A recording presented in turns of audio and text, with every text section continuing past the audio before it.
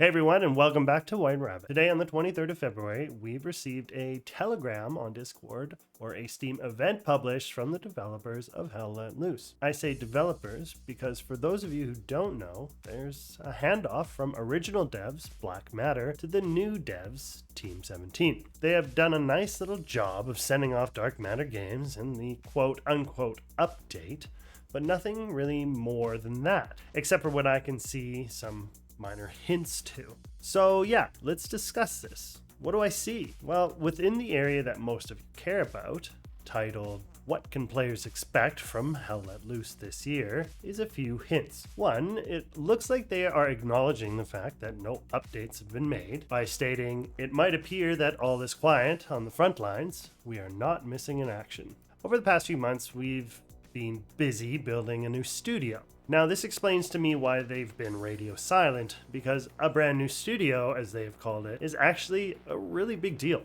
I participated in the building of a new studio, and I'll tell you, it takes a lot more than you think. From facilities to server cooling, cable management and cable running, desk space and hardware for those spaces. There's a ton of work that goes into getting a studio to be able to produce. So months of working on this explains why we haven't heard a lot from them. But this also means that likely less than you have hoped has gone into the game. With turnover from dev team to dev team and just the sheer amount of organization that needs to go into scenes, scripts, assets, just the file folder structure alone is a heavy burden. Handover is likely all most of the team is capable of doing, albeit a small skeleton crew manning the needs of the title, like Update 13 hotfixes, etc., while the leads and soups work on the handoff. But that's still not a lot of things new being added, because if they are also adding hiring, as they've stated, into the already heavy load of the studio, new AAA artists require a full turnover to them, so that their pay scale is still advantageous. Senior artists are expensive, so they aren't going to hire them and just hand stuff off to them to look through. The senior artists and leads at Black Matter are going to need to be the ones showing them through everything, which means they aren't working on campaign mode.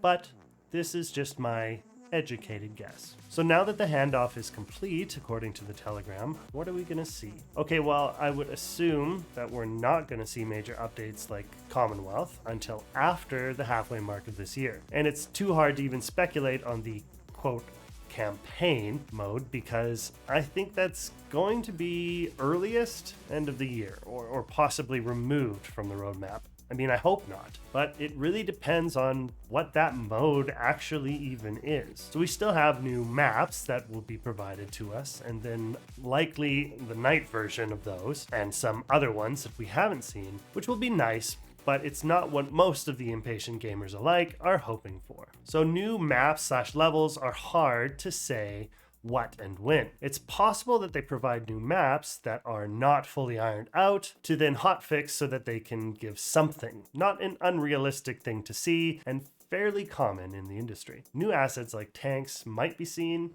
Cosmetics are very likely. See, I'm looking at low-hanging fruit here, which I'm sure was the exact term that management or supervisors used in the meeting that they had when they said, what can we give them to shut them up for a bit? And that's where the quality of life improvements line comes in. That makes me think that we're not going to see anything too vast until after the summer time comes. So don't get your hopes up for Commonwealth assets and maps too soon. I could be wrong, but I doubt it. I don't think any of this will be in UE5. There is so much more to a game than just mesh and textures, which if it were just that would be easy as pie to transfer to UE5 from 4, but it's not. There is so much more back-end, proprietary, and internal fuckery that happens just to make a game, and doing a migration for that would be even more time than it's already taken to get here. So no, don't hold your breath for Hell Let Loose to all of a sudden look like it's a CG set from Mandalorian,